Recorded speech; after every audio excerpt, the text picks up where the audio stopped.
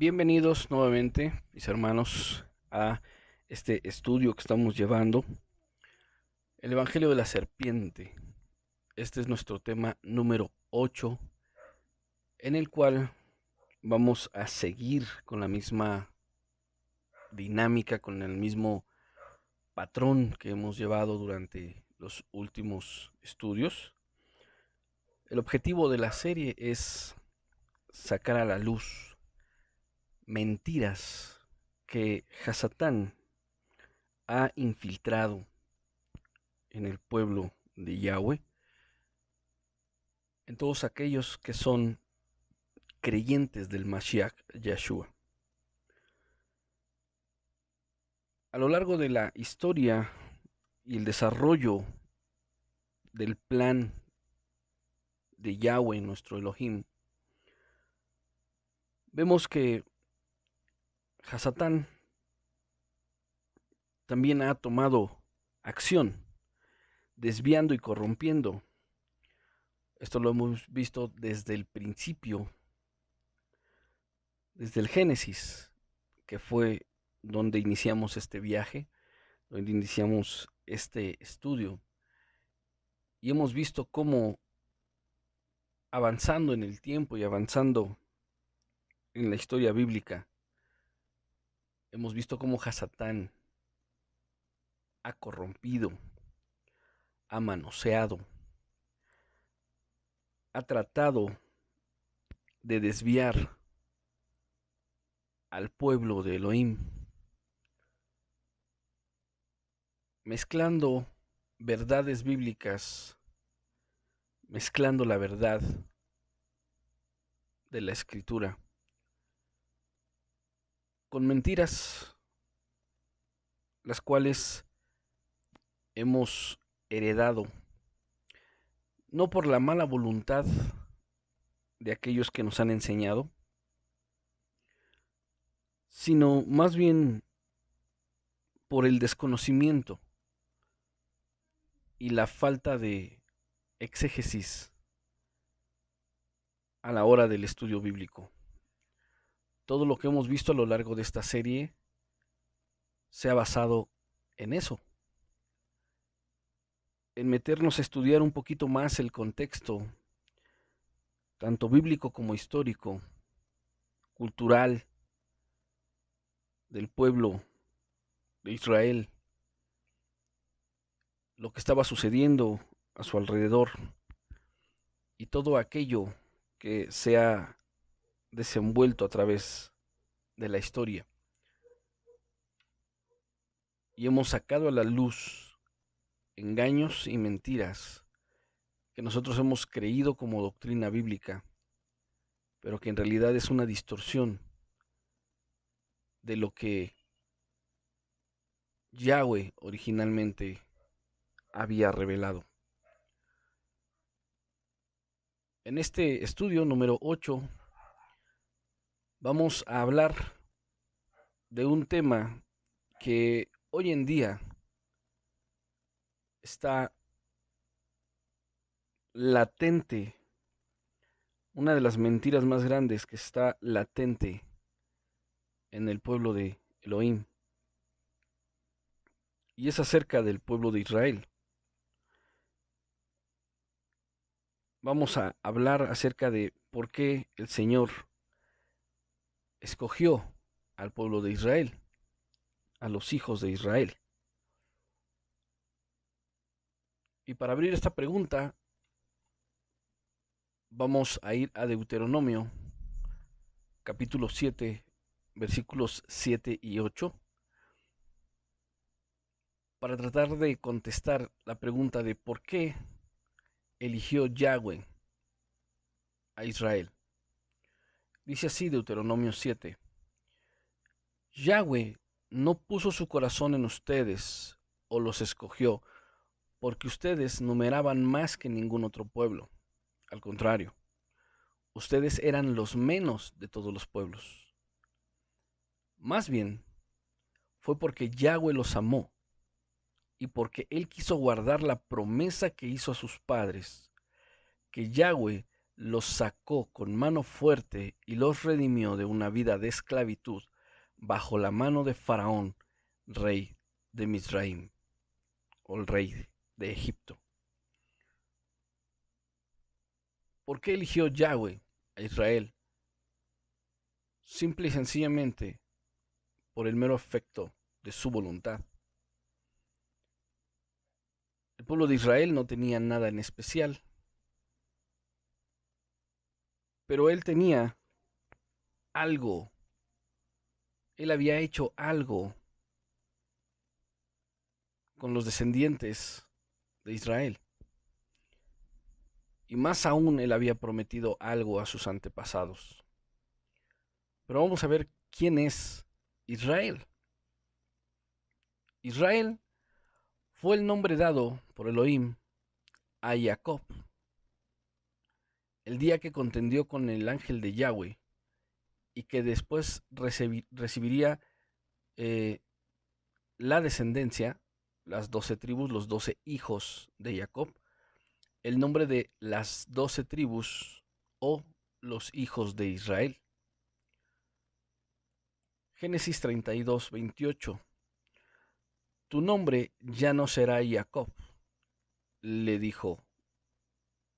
De ahora en adelante serás llamado Israel, porque has luchado con Elohim y con los hombres y has vencido.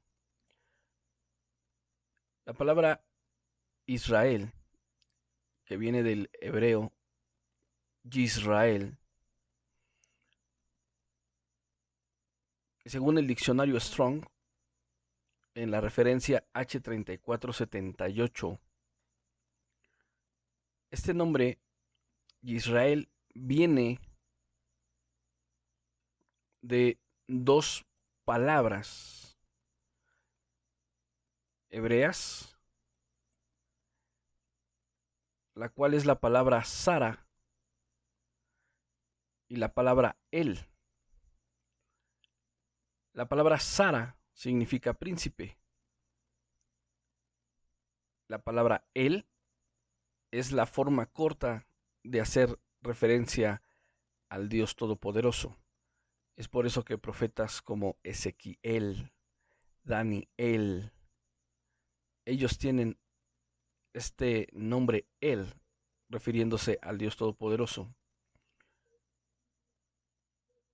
Y el nombre compuesto de estas dos palabras, Sara y El, da el resultado de Israel. Y el significado de Israel es el que gobierna con Elohim, el príncipe de Elohim y el que lucha con Elohim. En la escritura vemos que es algo importante los nombres.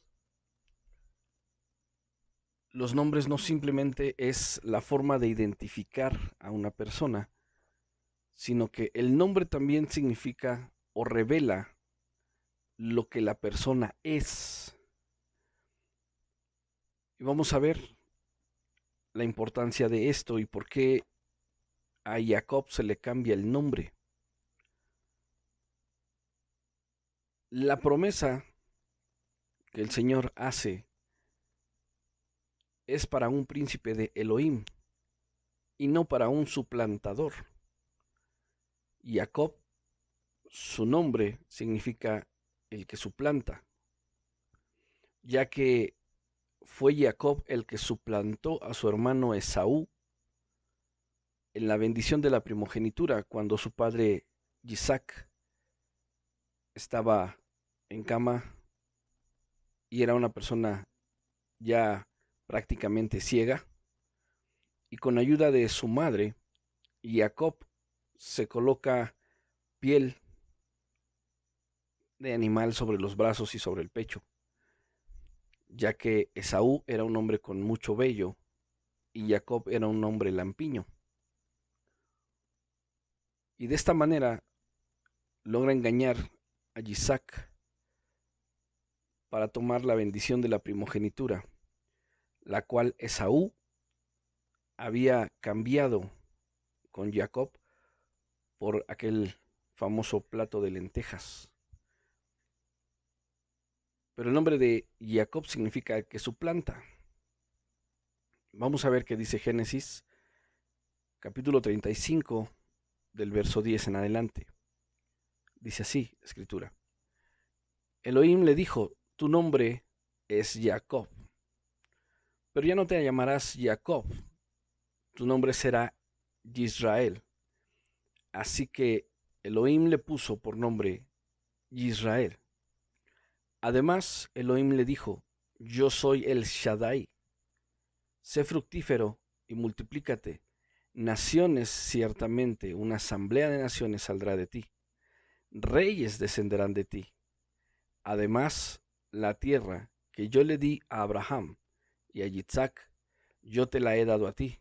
Será para ti y para tu simiente después de ti, que yo daré esta tierra. Vemos en estos versículos la importancia de haberle cambiado el nombre a Jacob, de suplantador a príncipe de Elohim.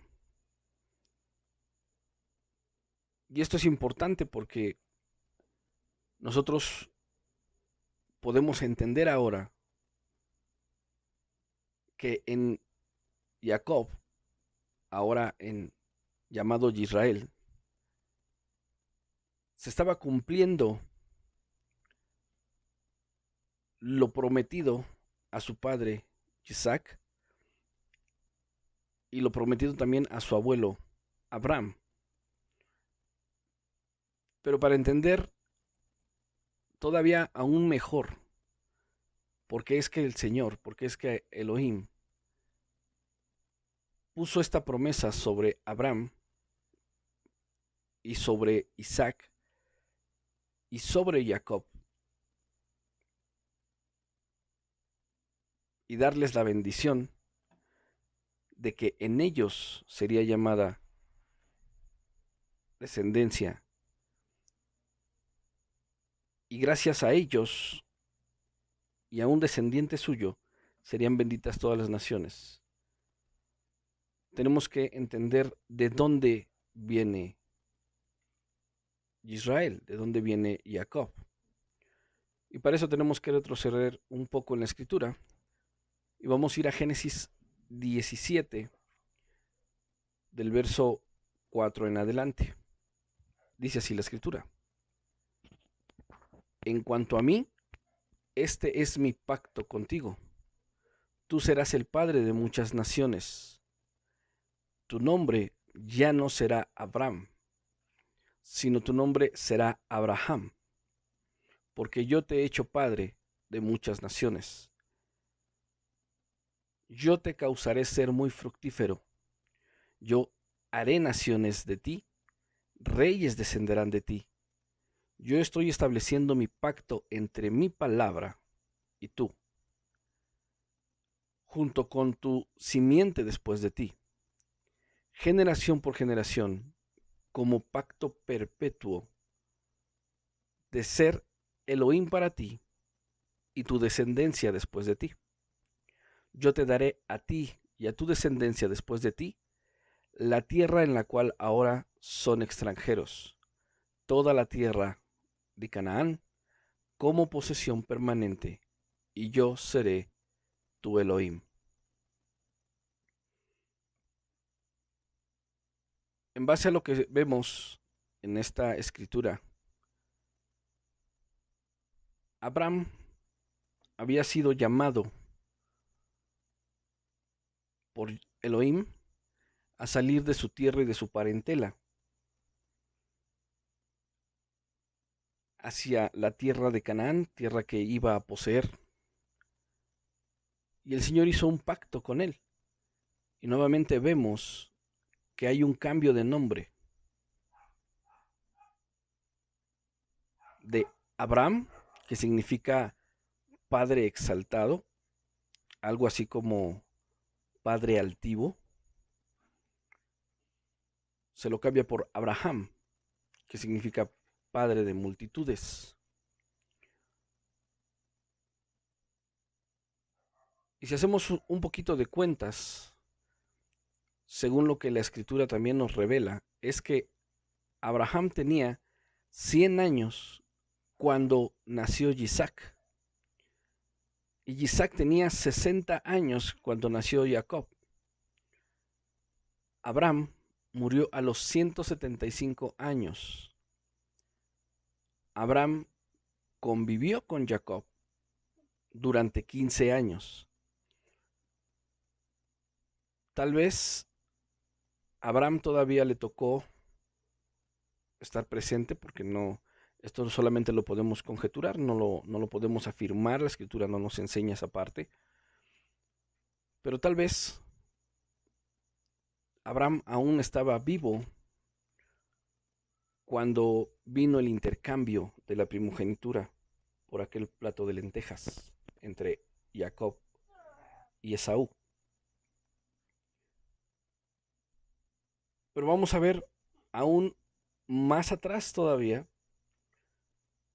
para ver de dónde salió Abraham y por qué Abraham recibió esta promesa que se cumpliría en Isaac y en Jacob. Y vamos a Génesis capítulo 11 del verso 10 en adelante. Dice así la Escritura. Este es el relato de la familia de Sem, 2 años después del gran diluvio. Cuando Sem tenía 100 años de edad, tuvo a su hijo Arfaxad. Después del nacimiento de Arfaxad, Sem vivió 500 años más y tuvo otros hijos e hijas. Cuando Arfaxad tenía 35 años de edad, tuvo a su hijo Sala. Después del nacimiento de Sala, Arfaxad vivió 403 años más y tuvo otros hijos e hijas. Cuando Sala tenía 30 años de edad, tuvo a su hijo Eber. Después del nacimiento de Eber, Sala vivió 403 años más y tuvo hijos e hijas. Cuando Eber tenía 34 años de edad, tuvo a su hijo Peleg. Después del nacimiento de Peleg, Eber vivió 430 años más y tuvo otros hijos e hijas. Cuando Peleg tenía 30 años de edad, tuvo a su hijo Reú. Después del nacimiento de Reú, Peleg vivió 209 años más y tuvo otros hijos e hijas. Cuando Reú tenía 32 años de edad, tuvo a su hijo Serug. Después del nacimiento de Serug, Reú vivió 207 años más y tuvo otros hijos e hijas. Cuando Serug tenía 30 años de edad, tuvo a su hijo Nacor. Después del nacimiento de Nacor, Serug vivió 200 años más y tuvo otros hijos e hijas. Cuando Nacor tenía 29 años de edad, tuvo a su hijo Taré. Después del nacimiento de Taré, Nacor vivió 119 años más y tuvo otros hijos e hijas. Después de que Taré cumpliera 70 años de edad, tuvo a Abram, a Nacor y a Harán. Estos son los descendientes de Taré. Este es el relato de la familia de Taré. Taré fue el padre de Abram, Nacor y Harán fue el padre de Lot. Pero Harán murió en Ur de los Caldeos, su tierra natal, mientras su padre Taré aún vivía.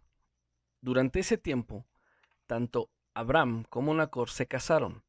El nombre de la esposa de Abram era Sarai y el nombre de la esposa de Nacor era Milca.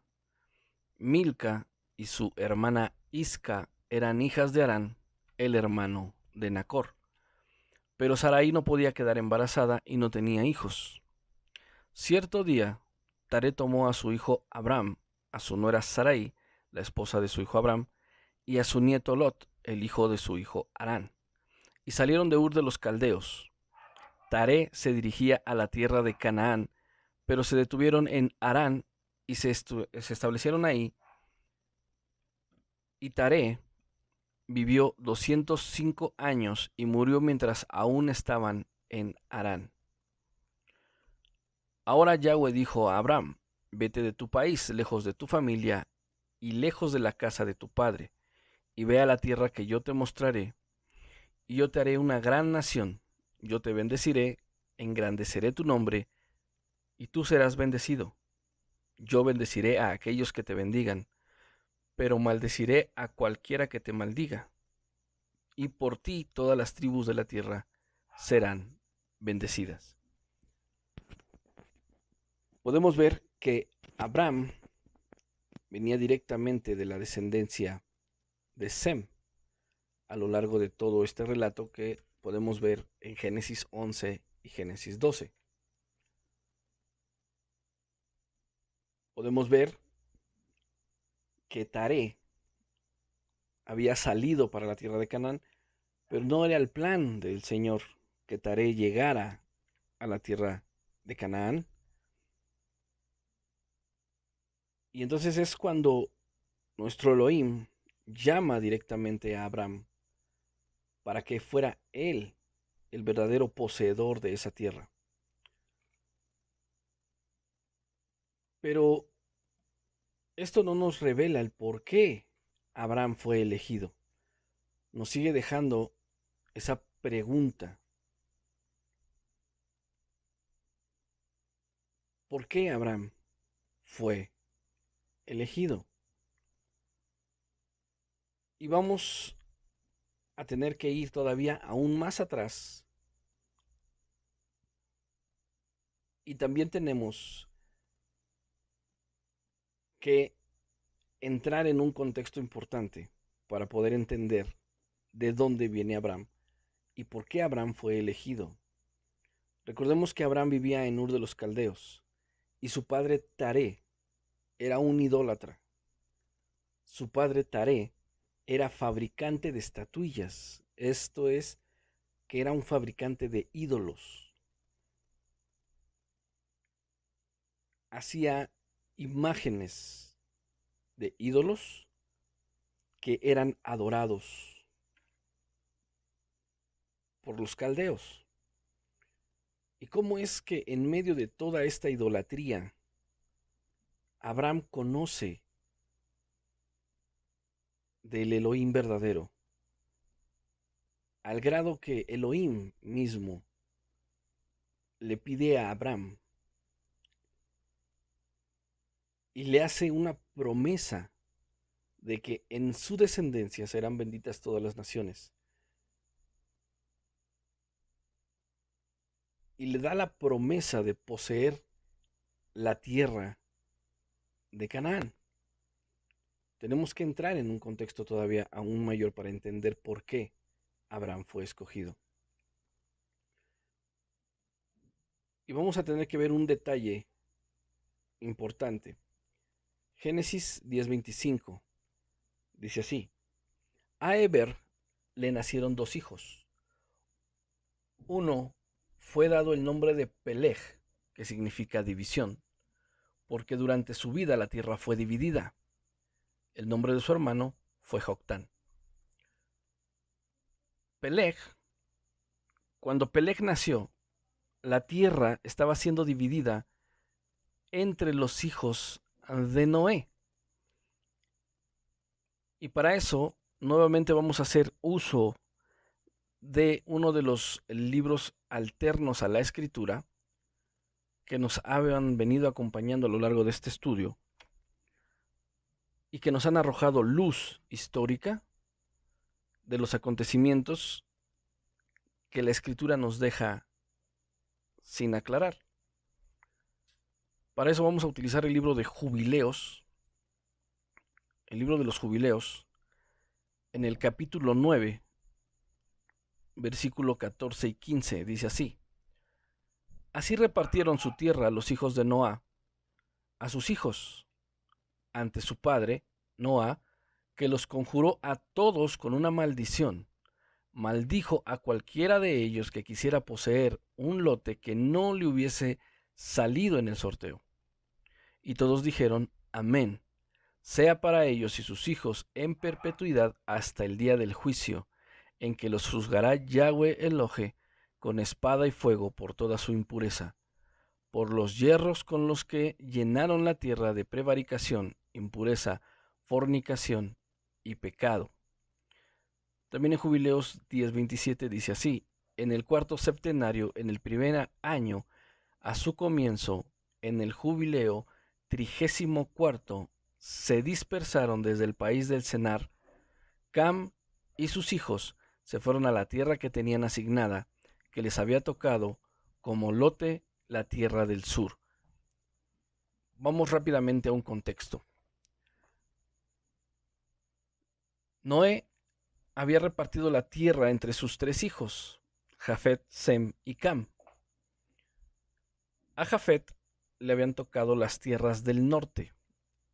Esto es lo que nosotros hoy conocemos como Europa, junto con lo que es Rusia hoy en día. Mientras que a Sem le había tocado todo lo que nosotros conocemos como Asia. Y a Cam le había tocado el sur, lo que es el continente africano hoy en día. Pero no solamente lo repartió así, sino que sus hijos, Jafet, Sem y Cam, también le habían repartido esas mismas tierras a sus hijos.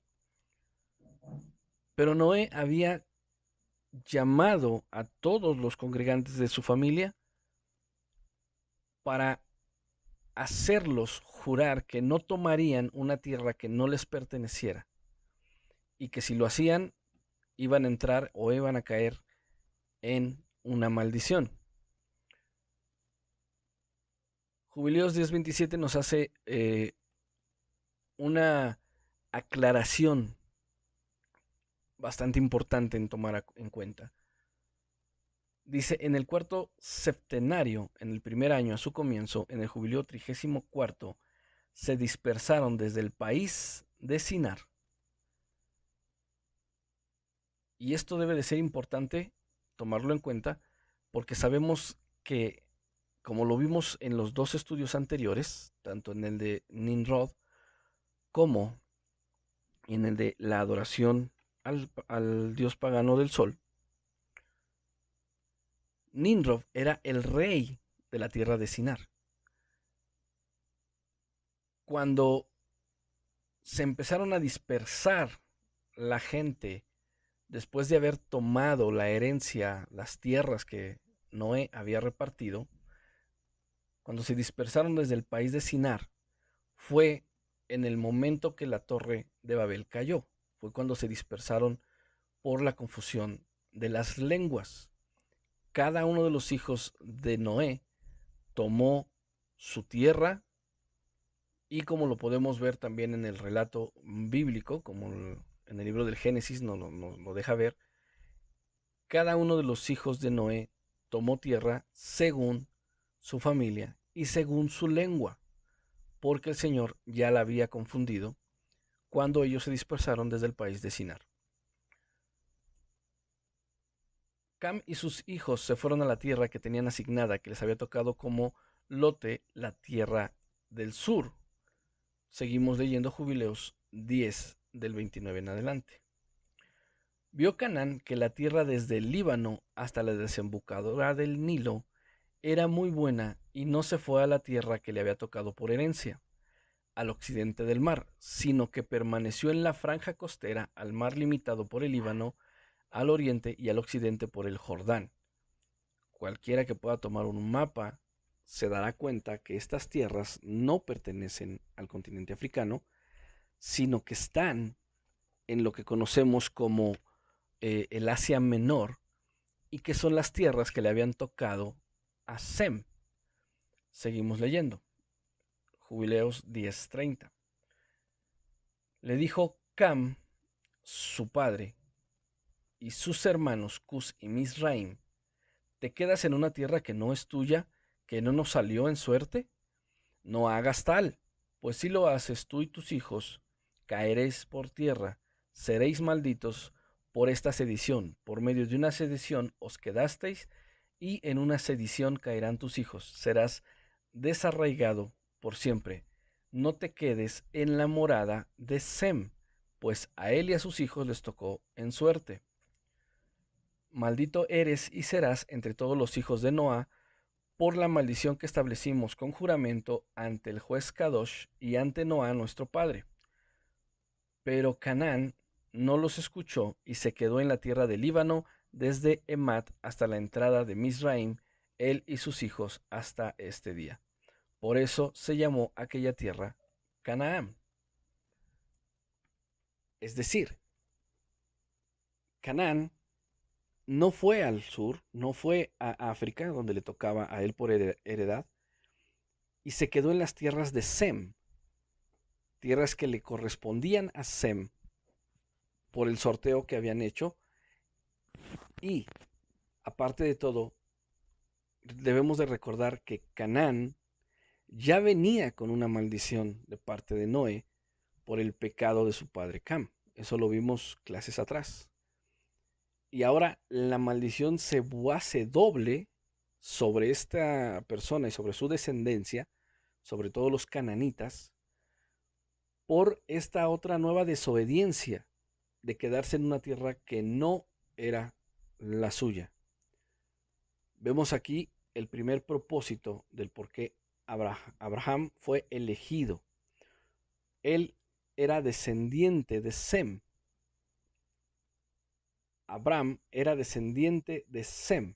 Entonces, Abraham fue elegido para poseer una tierra que era suya por derecho, por ser descendiente de Sem. Pero también tuvo que haber una actitud de parte de Abraham para poder ser elegido por Elohim.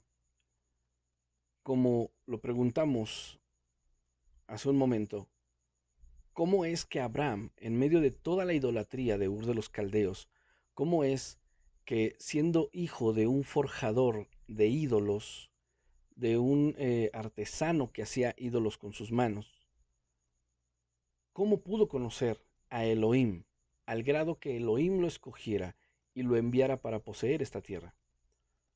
Otro de los libros alternos de la escritura es el libro de Yasher. Y vamos a ver en el capítulo 9 del verso 4 en adelante, que dice así: Harán era de 42 años de edad cuando Sarai le nació a él, el cual era el año 10 de la vida de Abraham. Es decir, Abraham tenía 10 años cuando nació Sarai. Y en esos días, Abraham y su madre y nodriza salieron de la cueva, siendo que Melech y sus súbditos habían olvidado el asunto de Abraham. Aquí tenemos que hacer otro paréntesis. ¿De qué asunto y de qué cueva salió Abraham, su madre y su nodriza? ¿Qué asunto y qué rey tenían en contra de Abraham? Bien, en la tradición judía, y más en la tradición judía safardí, el libro de Yasher también nos habla, capítulos más atrás, acerca de que el nacimiento de Abraham fue profetizado. Cuando se le fue dicho a Nimrod que Abraham iba a nacer, Nimrod mandó a matar a cualquier niño nacido y a toda mujer que estuviera embarazada para evitar el nacimiento de Abraham. En la tradición judía safardí hay un tema musical que es un ícono de esta cultura, los judíos safarditas. En algunas versiones, aquí mismo en YouTube, se puede encontrar como el rey Nimrod o Abraham Avinu. Así se puede encontrar esa melodía. Esa melodía, en su letra, dice de la siguiente manera: Cuando el rey Nimrod al campo salía, observaban el cielo y en la estrellería que había de nacer Abraham Avinu, o Abraham nuestro padre.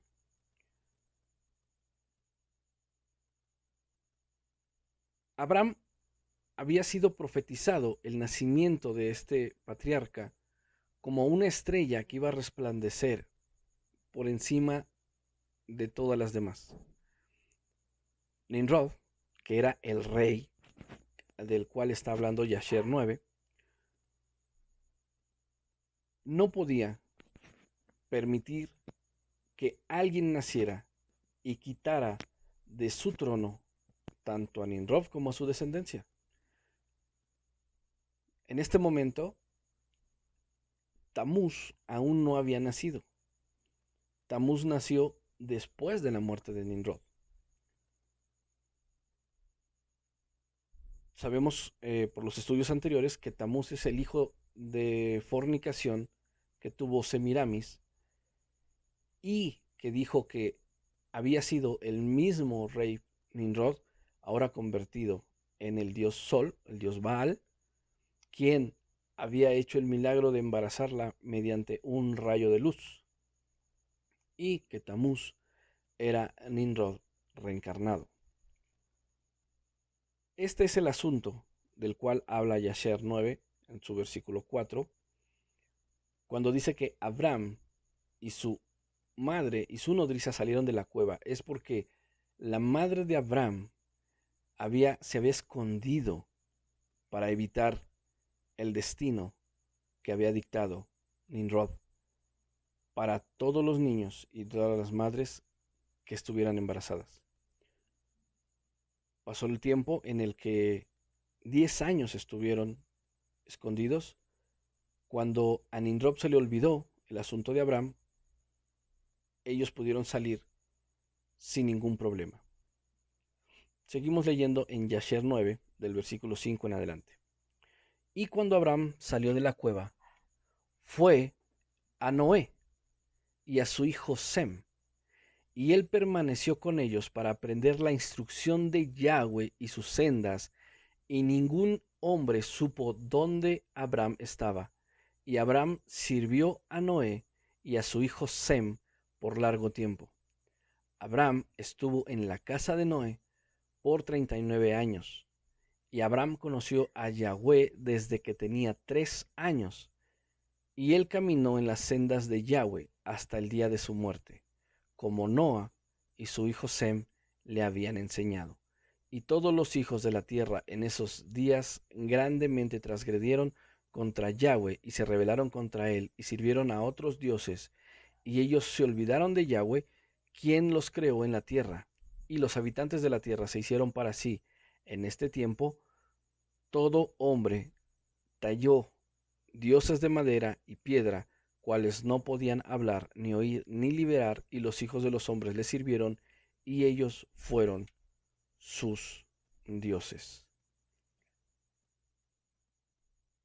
Basados en lo que dice este relato, ahora podemos entender cómo es que Abraham, en medio de toda la idolatría de Ur de los Caldeos, en medio de una casa donde su padre era un escultor de imágenes, donde su padre era un idólatra, ahora entendemos por qué Noé conocía de Yahweh, porque Noé y Sem le habían enseñado. El problema que nosotros de repente tenemos como cuando estamos estudiando la escritura es que no le prestamos atención a los tiempos. Se nos olvida que Noé vivió más de 900 años, que era de edad de 600 años cuando terminó el diluvio. Noé todavía vivió 300 años más en la tierra, y Sem, su hijo, también vivió durante muchos años. Cuando Abraham nació, Noé y Sem todavía estaban vivos. Noé y Sem todavía le enseñaron a Abraham los caminos de Yahweh. Y es por eso que Abraham los conocía. Es por eso que Abraham tenía desde pequeño temor de Yahweh. Siguiendo con la historia de Abraham, podemos ver en Génesis, cuando él sale hacia la tierra de Canaán, en medio del relato de la vida de Abraham, vemos como un paréntesis, cuando Abraham tiene que rescatar a su sobrino Lot, que es llevado cautivo, y Abraham se ve envuelto en una guerra de reyes que estaban en la tierra de Canaán. Pero llama la atención un evento importante, y es el encuentro con el Melquisedec. Y tenemos que entender algo importante también referente a este personaje. Ya lo hemos dicho anteriormente, el primer Melquisedec fue Adán.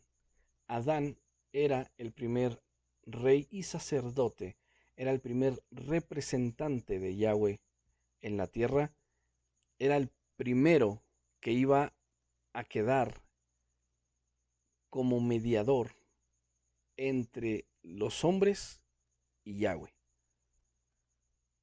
Cuando Adán cayó, su descendencia, al salir del Edén, fueron tomando el cargo del Melquisedec, hasta llegar a uno de sus hijos, que es Set. Y de Set pasó a toda la descendencia hasta llegar a Noé. Y de Noé pasó a sus hijos, a uno de los tres hijos de Noé, que es Sem. Y vamos a ver cómo dice Yasher 16, en el versículo 11 y 12. Dice, y el Melquisedec, rey de Jerusalén, que es Sem, salió con sus hombres para encontrarse con Abraham y su gente, con pan y vino, y ellos permanecieron juntos en el valle del rey. Y Melquisedec bendijo a Abraham, y Abraham le dio una parte de todo lo que había traído del botín de sus enemigos, porque Melquisedec era sacerdote, era Cohen del Elión. ¿Quién es el Elión? Elohe Yahweh Altísimo. Vemos que Abraham le entrega los diezmos de todo lo que trajo del botín a Sem, porque Sem era su maestro. Sem fue el que le enseñó los caminos de Yahweh a Abraham, junto con su padre Noé. Entonces vemos que la vida de Abraham siempre estuvo respaldada por estos hombres de Yahweh. Noé, que fue considerado un varón perfecto en sus generaciones, y Sem, en quien fue depositado la promesa del Salvador, que de Sem saldría. Sem sería considerado el primogénito. Sabemos que Sem fue el segundo hijo de Noé, pero en la primogenitura, en la bendición de la primogenitura, Sem ocupó el primer lugar. Ahora, con este antecedente podemos ver por qué Abraham fue escogido, por qué Yahweh le cambió el nombre a Abraham, que significa padre de multitudes. Y entonces ahora podemos ver y entender por qué Yahweh cumplió su promesa y el pacto que tenía con Abraham en Isaac y en Jacob.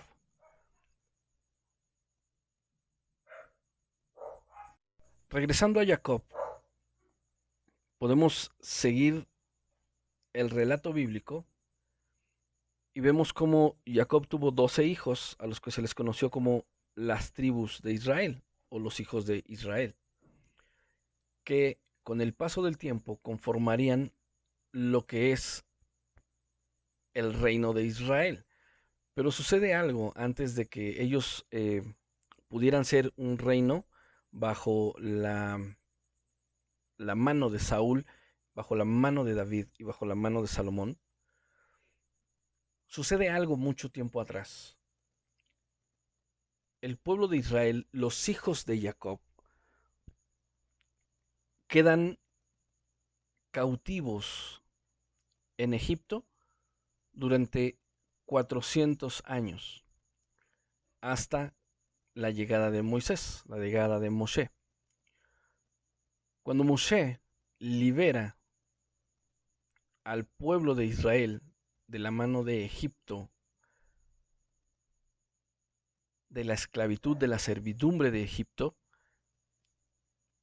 es llevado al desierto, al monte Sinaí, y es ahí justamente en donde el Eterno va a confirmar el pacto con el pueblo de Israel. Éxodo 19, del versículo 13 en adelante.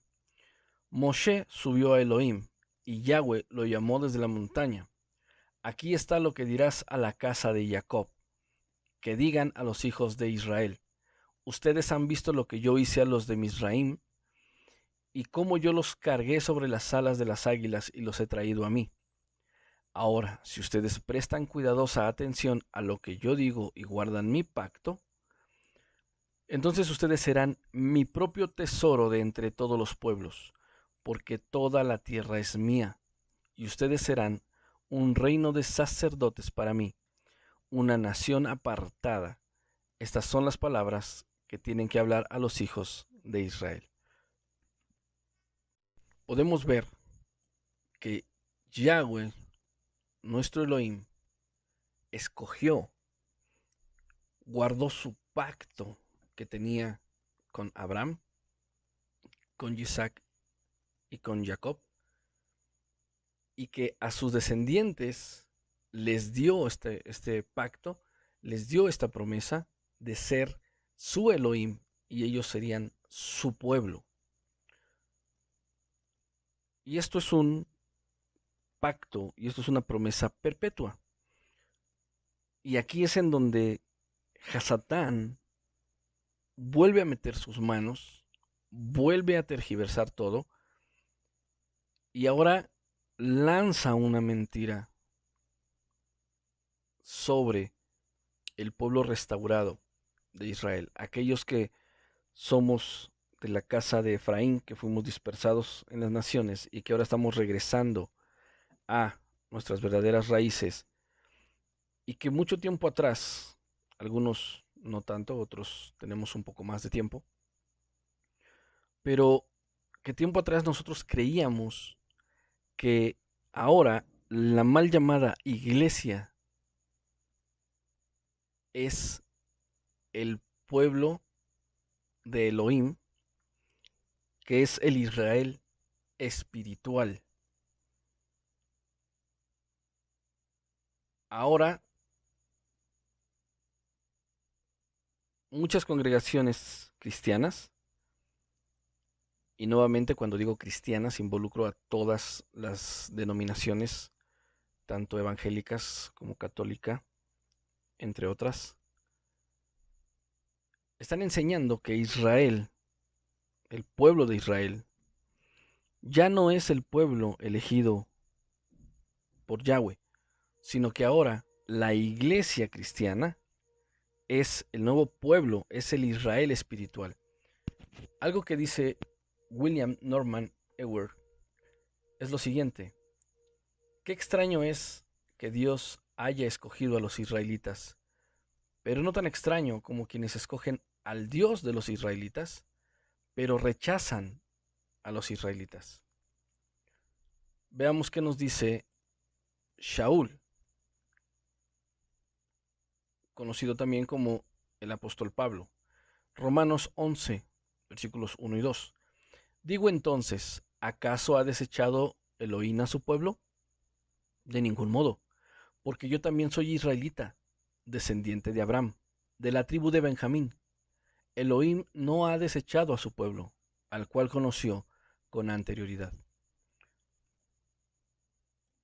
Y es el momento de sacar a la luz la mentira de Hasatán. A esto se le conoce como la teología del reemplazo.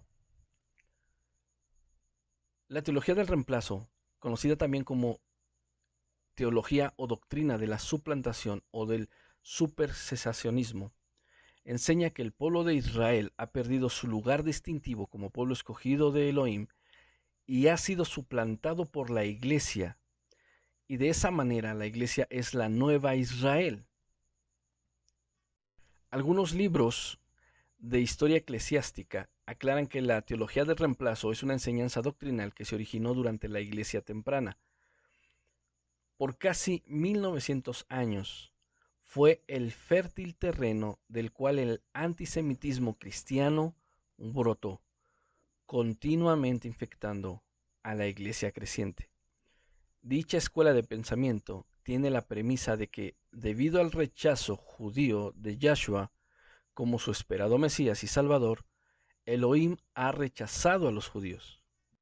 Por esa razón, por una supuesta evidencia escrituraria y una posición diferida del pacto, la iglesia es la continuación histórica del pueblo israelita y de su tierra, hasta la exclusión total del verdadero pueblo de Israel. El pueblo israelita ya no es el pueblo escogido, ya no tiene exclusividad, y es como cualquier otra nación o pueblo en cuanto a los propósitos de Elohim. Aparte del requerido arrepentimiento, el nuevo nacimiento e incorporación a la iglesia, el pueblo israelita no tiene futuro, ni esperanza, ni llamado en el plan de Elohim. La teología del reemplazo enseña que, luego de la visión de Pedro en Hechos 10, dando origen a la iglesia gentil, el término Israel en el Nuevo Testamento se refiere a la iglesia. Las promesas, los pactos y las bendiciones atribuidas a los israelitas en el Antiguo Testamento o en la Tanaj les han sido quitados y dados a la iglesia, quien los ha suplantado. Sin embargo, el pueblo israelita todavía está sujeto a las maldiciones de la Escritura, como consecuencia del histórico rechazo y rebeldía de sus antepasados. Pero, ahora que estamos en el tiempo de la restauración de todas las cosas, debemos confrontar esta teología del reemplazo, con varias preguntas, de modo que los cristianos puedan comprender claramente la importancia y los peligros de dicha enseñanza.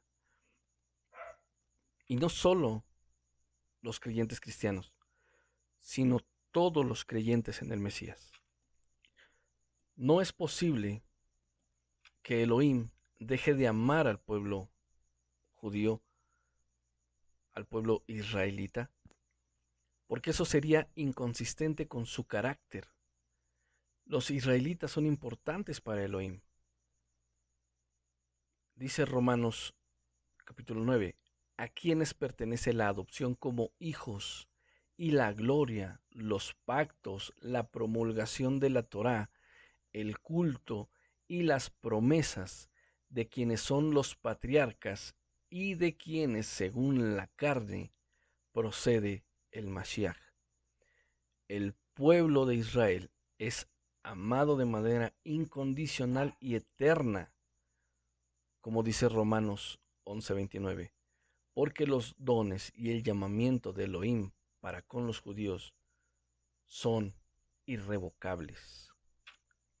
Gálatas capítulo 3 versículo 29 dice de la siguiente manera: y si ustedes son de Yahshua, entonces son descendencia de Abraham, herederos según la promesa. Esto no quiere decir que aquellos que creen en Yahshua como el Mesías son la nueva Israel espiritual. No, dice que somos descendencia, semilla, linaje de Abraham y herederos según la promesa. Romanos 11, habla en todo el capítulo de que somos nosotros, los creyentes, que en algún momento fuimos gentiles y que ahora somos injertados en el olivo verdadero. Somos nosotros los que somos metidos a Israel. No somos cambiados por un Israel espiritual, somos injertados en el Israel verdadero. La teología del reemplazo enseña que por nuestra fe en el Mesías nos hemos convertido en hijos espirituales y heredero de los pactos hechos con Abraham.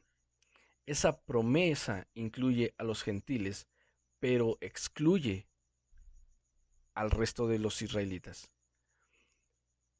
Ni hace nulo el pacto, la promesa y la bendición original con la simiente natural de Abraham. Ese verso simplemente incluye a los gentiles que creyeron en el Mashiach en los planes que Elohim comenzó con Israel. La mal llamada iglesia no ha reemplazado a Israel. La iglesia es una extensión de Israel. Porque somos nosotros los que somos injertados al olivo verdadero. Mateo 21:43 dice de la siguiente manera: por eso les digo que el reino de Elohim les será quitado a ustedes y será dado a una nación que produzca los frutos del reino.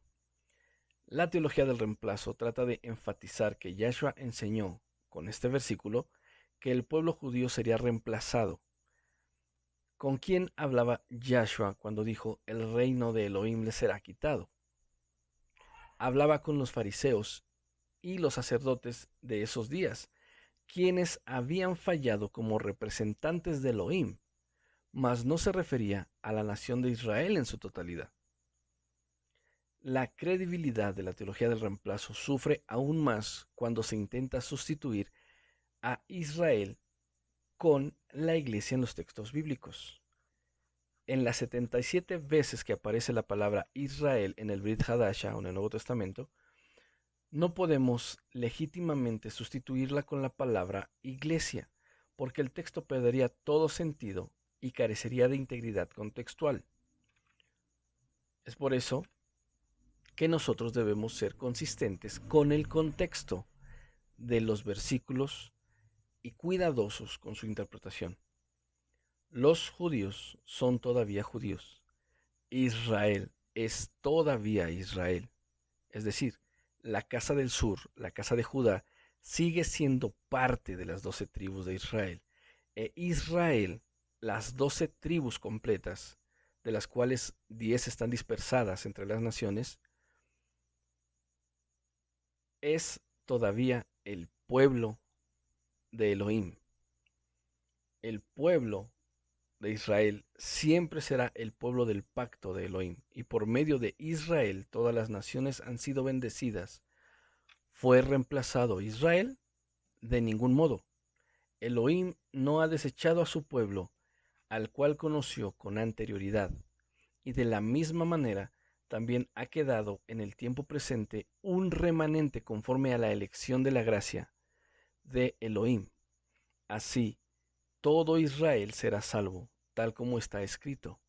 El libertador vendrá de Sión, apartará la impiedad de Jacob, porque los dones y el llamamiento de Elohim son irrevocables. Oh profundidad de las riquezas y de la sabiduría del conocimiento de Elohim.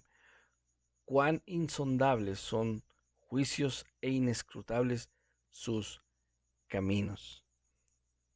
Amados hermanos, nosotros tenemos que reconocer en la doctrina bíblica que nosotros somos injertados al pueblo de Israel. Somos de la tribu de Efraín, somos de la casa de Efraín, somos de la casa del norte, aquellos que fuimos dispersados en las naciones y que ahora estamos regresando a casa.